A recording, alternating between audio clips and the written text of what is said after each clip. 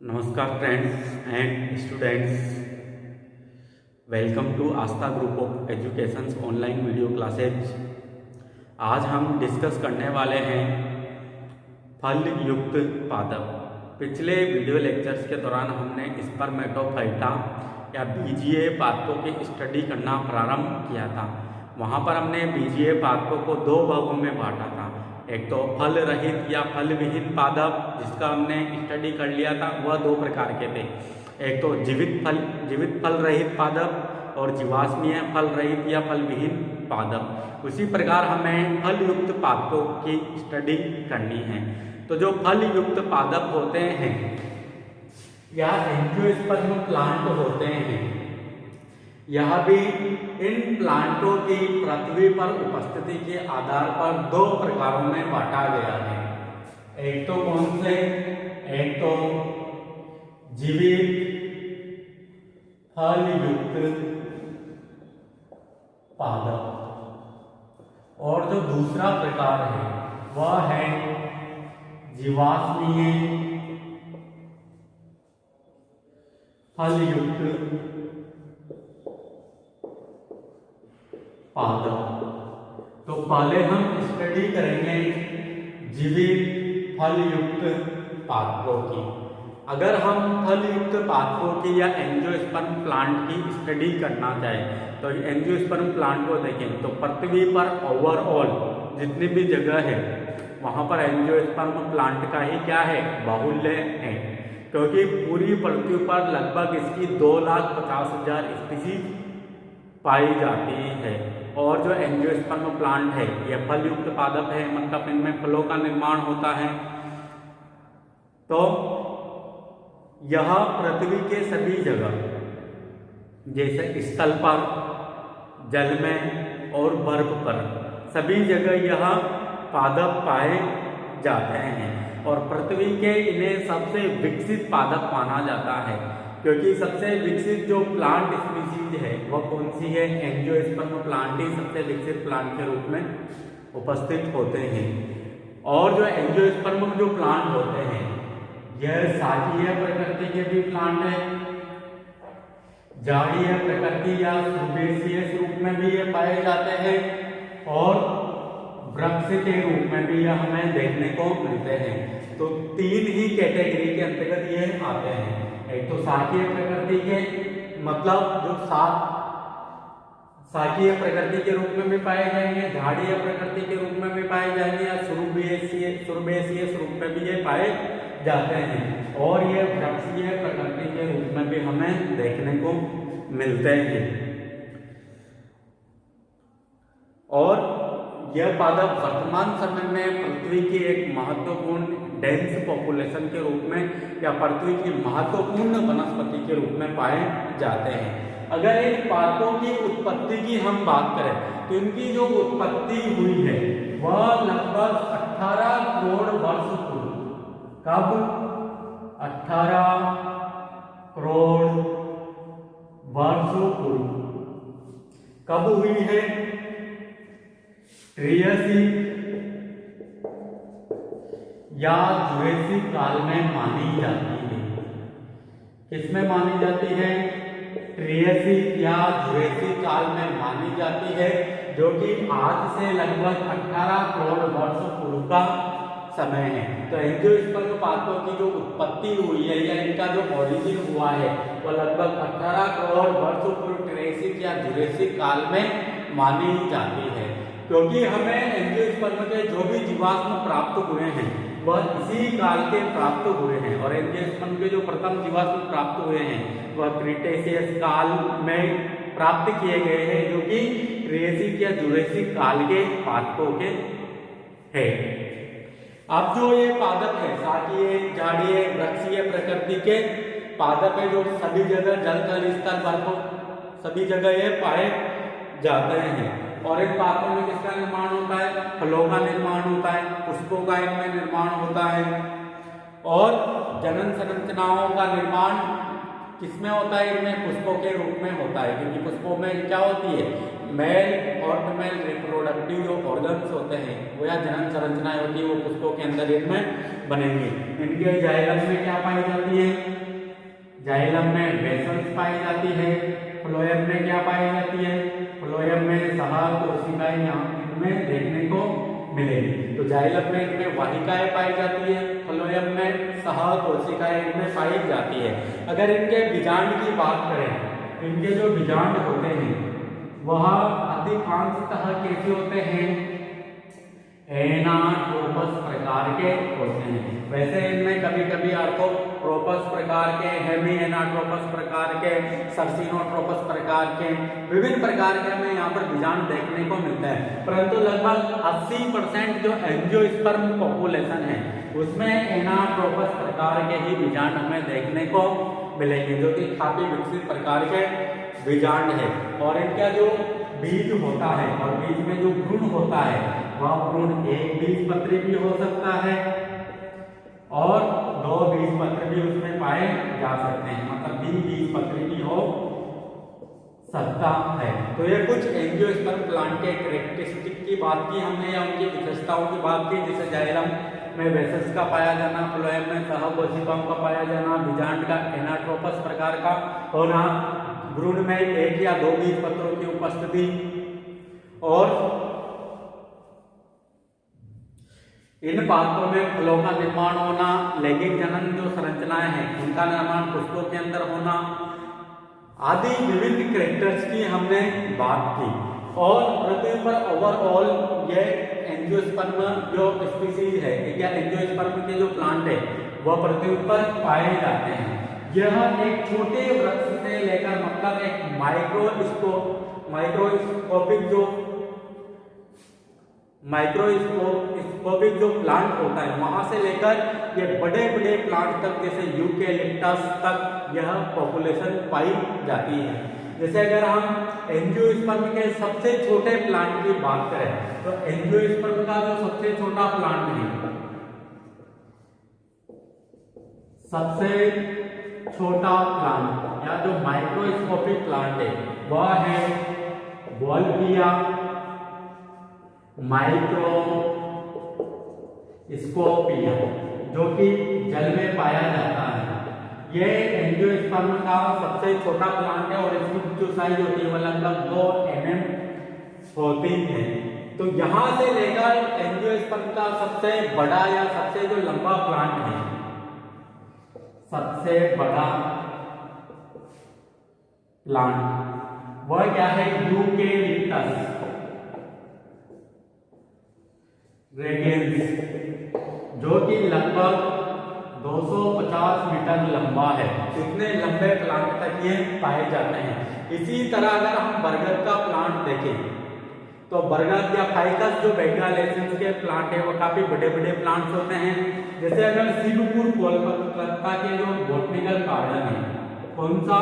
शिवपुर कोलकाता का जो botanical garden है वहां पर फाइकस बेंगालेंसिस का एक ऐसा प्लांट है जो कि काफी बड़ा है। उसमें आपको लगभग 300 की संख्या में तो क्या मिलेंगे? क्रॉप रूट्स देखने को मिलेंगी, जो कि एक पिलर लाइक अरेंज है। मतलब उस प्लांट को देखकर हम ये पता लगा मतलब ये कह सकते हैं कि यह एक वन है। इतना बड़ा प्लांट है जो कि उसमें 300 क्रॉप रूट्स हमें देखने को मिलती है। मतलब काफी एरिया को उसने कवर किया है और उसका जो मेन स्टेम है वह भी काफी मोटा है। तो पृथ्वी पर एक स्मॉल प्लांट से एंजियोस्पर्म के एक छोटे से प्लांट से लेकर काफी बड़े प्लांट्स तक पाए जाते हैं। और साथ ही जो फाइकस के जो प्लांट्स होते हैं उनके तने की जो परिधि होती है वह भी काफी ज्यादा होती है। अगर हम आवास की बात करें तो कौन कौन से आवास में पाए जाते हैं प्लांट्स? तो मैंने बताया जल थल और बर्फीले क्षेत्रों में पाए जाते हैं। परंतु जो कुछ प्लांट्स ऐसे भी होते हैं जो लवणीय आवासों में हमें मिलेंगे। तो लवणीय जल में जो एंजियोस्पर्म का प्लांट पाया जाता है उसका नाम है जोस्टेरा। लवणीय जल में कौन सा प्लांट पाया जाएगा? तो लवणीय जल में पाया जाएगा जोस्टेरा प्लांट। इसी प्रकार अगर हम मैंग्रोव प्लांट की बात करें तो यह मैंग्रोव जो वनस्पति है या जो मैंग्रोव वनस्पति है उसका नाम क्या है, राइजोफोरा, अगेव, एबिसिनिया। ये क्या है, मैंग्रोव प्लांट्स के रूप में या मैंग्रोव वनस्पति के रूप में पाए जाते हैं, क्योंकि दलदल में उगते हैं। किसमें उगते हैं, दलदल में उगते हैं, और दलदल में उगने के कारण इनके जो बीज होते हैं उनमें विविध वैरायटी पाई जाती है। मतलब इनके जो मैंग्रोव प्लांट के जो बीज होते हैं वह इनके प्लांट पर लगे हुए ही जर्मिनेट हो जाते हैं, मतलब उनसे छोटे छोटे प्लांटलेट बन जाते हैं, और प्लांटलेट के बनने के पश्चात ही वह दलदल में स्थापित होते हैं और न्यू प्लांट का फॉर्मेशन करते हैं। अगर उनमें प्लांटलेट का निर्माण नहीं होता, मतलब अगर उनमें विविध वैरायटी नहीं पाई जाती, तो इनके बीज जो होंगे मैंग्रोव प्लांट्स के या राइजोफोरा जो प्लांट्स है, इनके बीज दलदल में धंस जाएंगे और नष्ट हो जाएंगे और वो जर्मिनेट नहीं हो पाएंगे। इसी कारण इनमें प्लांट पर लगे हुए बीज ही क्या हो जाते हैं, जर्मिनेट हो जाते हैं, और उनसे एक छोटा सा प्लांट बन जाता है। फिर ही वह दलदल में स्थापित होकर न्यू प्लांट का फॉर्मेशन, दलदल में स्थापित होकर अपनी ग्रोथ को करते हैं। तो ये हमने देखा कि लवणीय जल में भी कुछ प्लांट्स पाए जाते हैं, वैसे मैंग्रोव जो वनस्पति है या दलदल में भी प्लांट्स हमें देखने को मिलेंगे। इसी प्रकार अगर पादपों को हम पोषण के आधार पर देखें, पोषण के आधार पर अगर अधिकांश एंजियोस्पर्म जो प्लांट होते हैं वो कैसे होते हैं, स्वपोषी होते हैं, क्योंकि ये क्या कार्य करते हैं, प्रकाश संश्लेषण का कार्य करते हैं। परंतु जो कुछ प्लांट ऐसे भी होते हैं जो कि परपोषी के रूप में या परजीवी के रूप में पाए जाते हैं। तो उन प्लांट की हम बात करते हैं कि जो परपोषी या परजीवी के रूप में पाए जाते हैं। तो अगर हम परपोषी के रूप में देखें तो परपोषी के रूप में कौन कौन से ऐसे प्लांट हैं जो दूसरे पादपों से भोजन प्राप्त करते हैं। जैसे अगर अधिपादक की हम बात करें, अधिपादक की अगर हम बात करें तो अधिपादक का नाम है ये एक आपके आर्किड, जो कि दूसरे पादपों के स्तंभों से या दूसरे पादपों से, मतलब उन पादपों के ऊपर ही क्या रहता है, ये उन पादपों के ऊपर ही निवास करता है, और उसका नाम क्या है, आर्किड है, और उसी से थोड़ा बहुत मात्रा में पोषण लेने का कार्य करता है। अब जो आर्किड की जड़ें होती है वो कैसी होती है, हाइग्रोस्कोपिक नेचर की होती है या जलग्राही नेचर की होती है, जो वातावरण से नमी को अवशोषित करने का कार्य करती हैं। इसी प्रकार अगर हम मृतजीवी पादप की बात करें, मृतजीवी पादप जैसे मोनोट्रापा, ये कैसा पादप है, मृतजीवी पादप है, जो कि सड़े गले मृत पदार्थों से पोषण लेने का कार्य करता है। उसी प्रकार अगर हम मूल परजीवी की बात करें, जो कि पादप की जड़ों से क्या करता है, भोजन को लेता है और उसमें वह परजीवी के रूप में पाया जाता है। तो जो मूल परजीवी है वह है रेप्लेसिया। क्या है, रेप्लेसिया, जो कि ब्रिटिश की जड़ों में परजीवी है, या जो अंगूर की जो जड़ें होती हैं उनमें परजीवी है। और जो रेप्लेसिया का जो पुष्प होता है वह पादप जगत का सबसे बड़ा पुष्प होता है, जो कि एक टोपले के आकार का होता है। अगर इसके भार की बात करें तो भार होता है रेप्लेसिया के पुष्प का लगभग 98 किलो का पुष्प होता है, और इसके पुष्प से एक सड़े मांस की भांति बदबू आती है। तो जो मूल परजीवी रेप्लेसिया है यह ब्रिटिश या जो अंगूर की जो जड़ें हैं उनमें परजीवी है, और रेप्लेसिया का जो पुष्प होता है वह पादप जगत का या एंजियोस्पर्म का सबसे बड़ा पुष्प होता है, जिसका भार लगभग 98 किलो होता है, और इसके पुष्प से सड़े हुए मांस के भांति बदबू आती है। उसी प्रकार अगर हम आंशिक परजीवी की बात करें या आंशिक मूल परजीवी की बात करें, तो जो आंशिक परजीवी है वह है सेंटेलम या चंदन। क्या है, सेंटेलम। यह भी आंशिक परजीवी की भांति व्यवहार करता है, यह आंशिक स्तंभ परजीवी है शायद सेंटेलम। और उसी प्रकार कुछ पादप कीटभक्षी पादप भी होते हैं, कीटभक्षी पादप, जो कि कीटों का भक्षण करके उनसे पोषण लेने का कार्य करते हैं। इसे आपने देखा होगा निपेंथिस, डायोनिया, ड्रोसेरा, ये क्या है, कीटभक्षी पादप है। तो कीट बक्सी पादप का जो एग्जाम्पल है वो क्या है, ड्रोसेरा, डायोनिया, निपेंथिस, ऐसे पादप कीट बक्सी पादप है जो कि कीटों को कैप्चर करके उनका क्या करते हैं, भक्षण करने का कार्य करते हैं।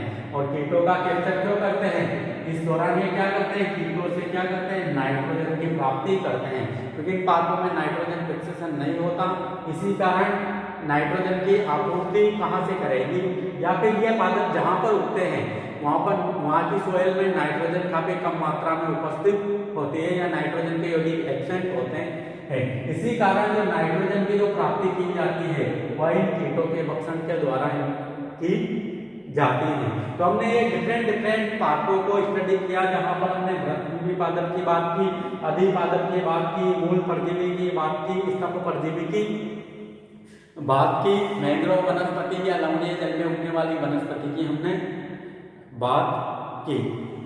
अब जो बीज पत्र होते हैं, बीज के अंदर क्या उपस्थित होता है, भ्रूण उपस्थित होता है, और भ्रूण में जो बीज पत्र होते हैं उनकी संख्या के आधार पर जीवित फलयुक्त पादपों को या जो फलयुक्त पादप है उनको दो प्रकारों में बांटा गया है, एक तो एक बीजपत्री पादप और एक द्विबीजपत्री पादप।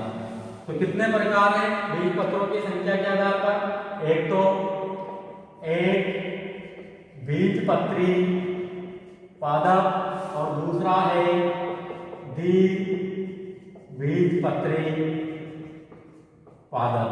तो एक बीजपत्री पादप किन्हें कहेंगे, ऐसे पादप जिनके बीजों में केवल एक बीजपत्र विकसित होता है, या बीज के परिवर्तन के समय भ्रूण में केवल एक बीजपत्र ही विकसित होता है, उन पादपों को क्या कहेंगे हम, एक बीजपत्री पादप कहेंगे।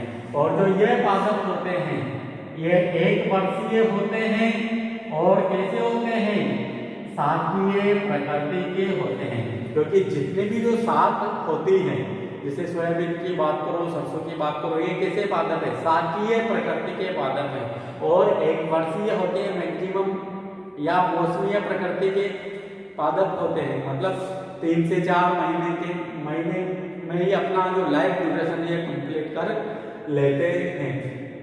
और इनमें क्या होता है, एक बीजपत्र उपस्थित होता है, इसी कारण इन्हें एक बीजपत्रीय पादप कहा जाता है। जैसे गेहूं है, मक्का है, सरसों है, ये क्या, सॉरी गेहूं है, मक्का है, ये कैसे पादप है, एक बीजपत्रीय पादप है, जबकि सरसों द्विबीजपत्री है, क्योंकि उसमें जालिका और शिराविन्यास पाया जाता है। शिराविन्यास के आधार पर भी हम देखते हैं कि पादप कौन से प्रकार का है। वैसे ही अगर द्विबीजपत्री पादपों की हम बात करें तो ऐसे पादप जिनके बीजों में 2 बीजपत्र होते हैं उन्हें द्विबीजपत्रीय पादप कहा जाता है। और जो ये द्विबीजपत्रीय पादप हैं ये कैसे होते हैं, एक तो झाड़ीय प्रकृति के भी हो सकते हैं, शाकीय प्रकृति के भी हो सकते हैं, और वृक्षीय प्रकृति के भी हो सकते हैं। तो तीनों ही रूपों में हमें ये देखने को मिलेंगे, एक तो शाकीय प्रकृति के, झाड़ीय प्रकृति के और वृक्षीय प्रकृति के हमें देखने को मिल सकते हैं। अगर एग्जाम्पल की बात करें तो एग्जाम्पल में क्या लिखेंगे, आम लिख सकते हैं, हम नीम लिख सकते हैं, बबूल लिख सकते हैं। तो ये क्या है, द्विबीजपत्री पादप है। अब इसके बाद हम बात करेंगे जीवाश्मीय फलयुक्त पादपों की। यह तो हमने बात की जीवित फलयुक्त पादप। अब जो हमारा सेकंड पॉइंट है वह क्या है, जीवाश्मीय फलयुक्त पादप। तो जीवाश्मीय फलयुक्त पादप किन्हें कहेंगे, ये पादप पृथ्वी पर उपस्थित नहीं है, इन्हें जीवाश्मों के रूप में पृथ्वी से प्राप्त किया जाता है। तो वर्तमान समय में जीवाश्मीय फलयुक्त पादप पृथ्वी पर उपस्थित नहीं है, परंतु इन्हें जीवाश्मों के रूप में पृथ्वी से प्राप्त किया जाता है।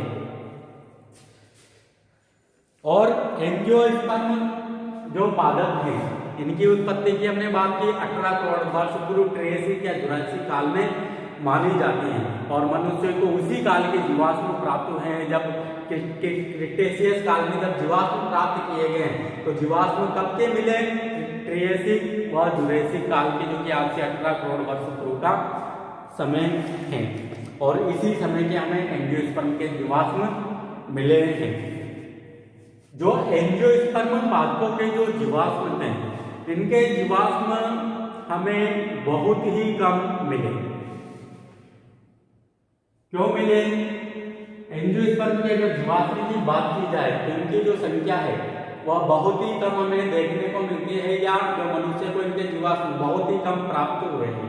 क्योंकि आपको पता है जो एंजियोस्पर्म जो पादप है ये कैसे पादप है? स्थलीय पादप है। कौन से पादप है? स्थलीय पादप है। परंतु जीवाश्मों का जो निर्माण होता है वह होता है जल में उपस्थित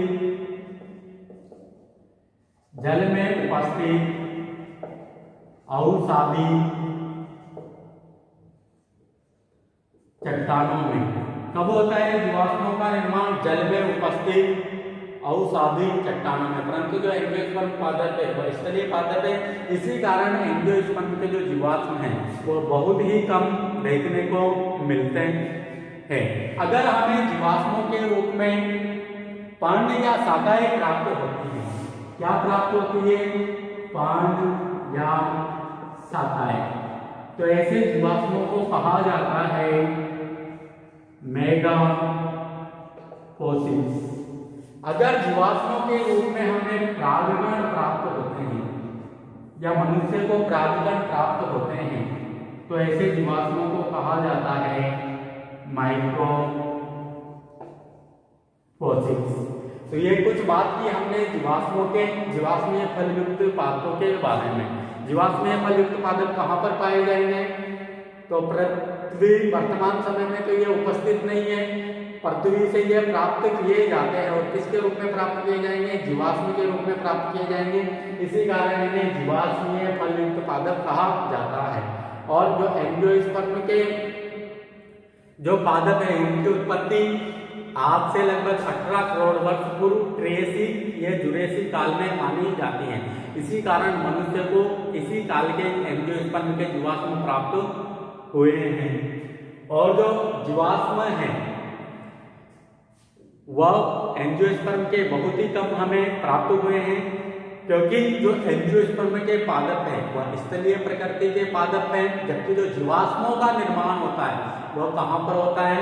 जल में उपस्थित अवसादी चट्टानों में होता है। इसी कारण एंजियोस्पर्म के जीवाश्म कम मात्रा में पाए जाते हैं। अगर हमें जीवाश्मों के रूप में या मनुष्य को जीवाश्मों के रूप में पर्ण या शाखाएं प्राप्त होती है तो उन जीवाश्मों को क्या कहा जाता है? मेगा फोसिल्स कहा जाता है। यदि जीवाश्म के रूप में परागकण प्राप्त होते हैं तो उन्हें माइक्रो फोसिल्स कहा जाता है। तो यह बातें की हमने जीवाश्मीय फलयुक्त पादप के बारे में।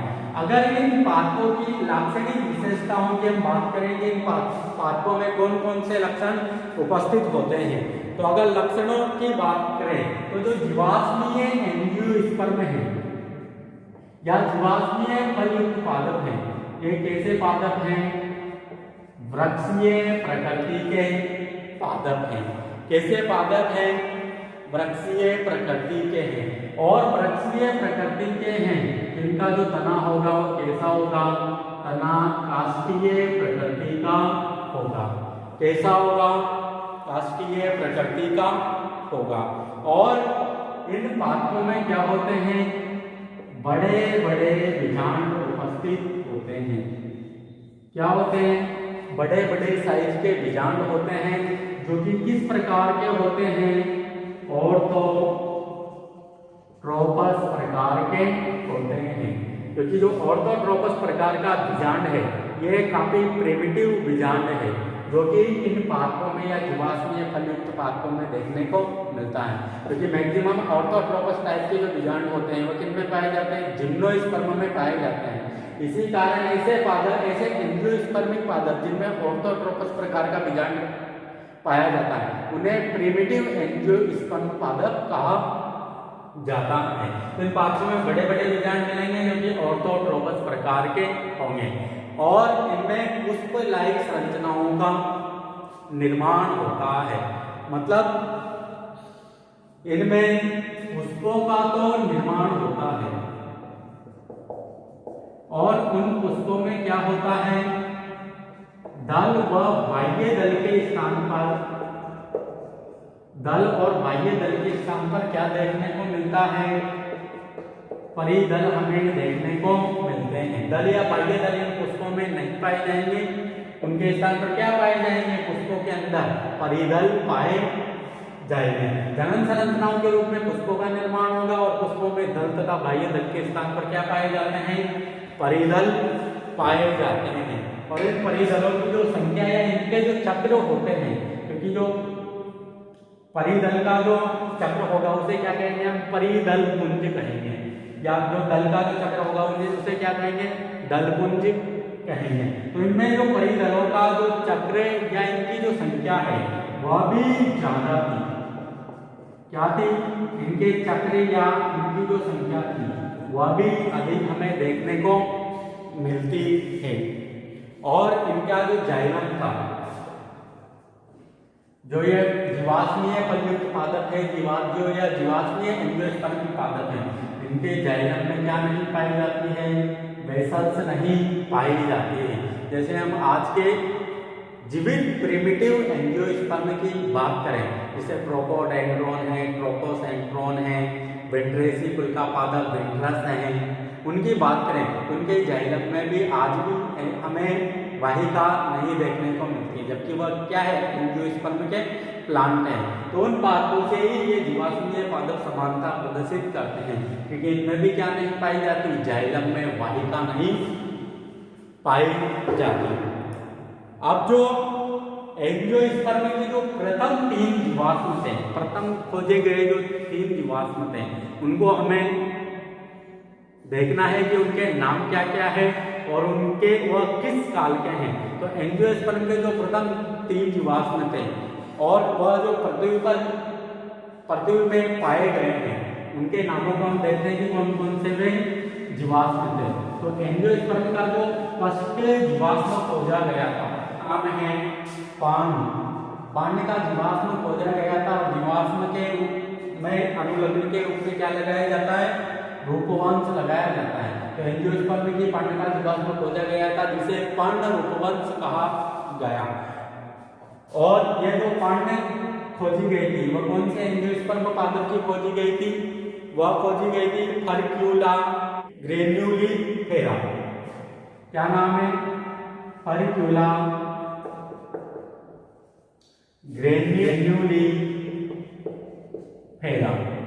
तो जो पांड रूप फर्क्यूला ग्रेन्युलिफेरा का पांड का जीवाश्म खोजा गया था। और ये कब खोजा गया था?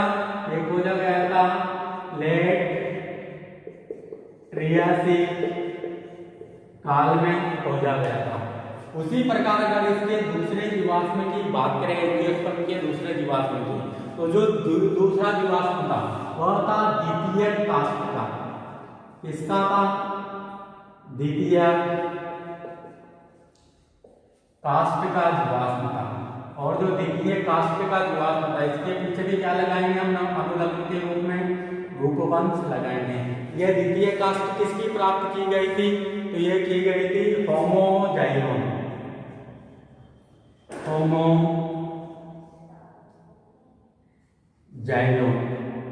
राजमहल से किसकी प्राप्त की गई थी? होमोजाइलोन राजमहल से। क्योंकि इन जीवाश्मों को या द्वितीय कास्ट का जो जीवाश्म प्राप्त किया गया था यह बिहार की राजमहल की पहाड़ियों से प्राप्त किया गया था। इसी कारण इस पादप के पीछे क्या लगाया गया? राजमहल से लगाया गया। और यह कब खोजा गया था? यह खोजा गया था खोजा तो ये क्रिटेशियस काल में खोजा गया था, परंतु ये जीवाश्म या जो ये पादप की जो उत्पत्ति थी वह कब की थी? वह थी पूर्व त्रियासिक काल का पादप है। इसके बाद जो एंजियोस्पर्म का जो थर्ड जीवाश्म था उसका नाम है प्रागकाण रूपवंश। क्या है? प्रागकाण जीवाश्म के रूप में परागकण खोजा गया था। और किसका परागकण खोजा गया था? वह खोजा गया था नीलंबो। किसका खोजा गया था? नीलंबो या कमल का परागकण खोजा गया था। और यह कब खोजा गया था? तो यह खोजा गया था क्रिटेशियस काल में, परंतु जो निलंबो या जो निलंबो का जो प्लांट था यह कब का था? तो ये था जुरेसिक काल का, जुरेसिक काल का। तो एंजियोस्पर्म के जो प्रथम जो 3 जीवाश्म थे वह क्रिटेशियस काल में खोजे गए, और वो कौन कौन से थे? एक तो फर्क्यूला ग्रेन्युलिफेरा का जीवाश्म के रूप में फंड खोजा गया, और वह फंड या फर्क्यूला ग्रेन्युलिफेरा कब का पादप है या कब इसकी उत्पत्ति हुई थी? तो लेट ट्रियेसिक काल में इसकी उत्पत्ति हुई थी। उसी प्रकार द्वितीय जीवाश्म की बात करें तो द्वितीय जीवाश्म किसका खोजा गया था? होमोजाइलॉन राजमहलन से, जो कि बिहार की राजमहल की पहाड़ियों से खोजा गया था। बिहार की संथाल परगना की राजमहल पहाड़ियों से खोजा गया था। और इसका इसमें जीवाश्म के इस पादप का जीवाश्म के रूप में क्या मिला? इसकी सेकेंडरी वुड या द्वितीय काष्ठ मिली। और यह पादप की भी उत्पत्ति कब हुई थी? पूर्व ट्रियेसिक काल में हुई थी। उसी प्रकार जो निलंबो का जो जीवाश्म खोजा गया था उस जीवाश्म का नाम क्या था? परागकण था। तो निलंबो में परागकण जीवाश्म, निलंबो के पादप के परागकण को जीवाश्म के रूप में खोजा गया, और निलंबो के पादप की उत्पत्ति कब हुई थी? जुरेसिक काल में हुई थी। तो ये पढ़ा हमने फल युक्त पादप, जो कि जीवित और जीवाश्म दोनों का ही हमने स्टडी कर ली है। तो आज के लिए इतना ही काफी है। अगला पढ़ेंगे हम नेक्स्ट लेक्चर के अंतर्गत, जहाँ पर हम एंजियोस्पर्म और जिम्नोस्पर्म के मध्य थोड़े से डिफरेंस को देखेंगे, उनके मध्य समानताओं को स्टडी करेंगे, और साथ ही बीज की उत्पत्ति कैसे हुई है या बीज का जो विकास हुआ है पादपों के अंदर वह कैसे हुआ है उसको भी हम स्टडी करेंगे। तो आज के लिए इतना ही काफी। Thank you.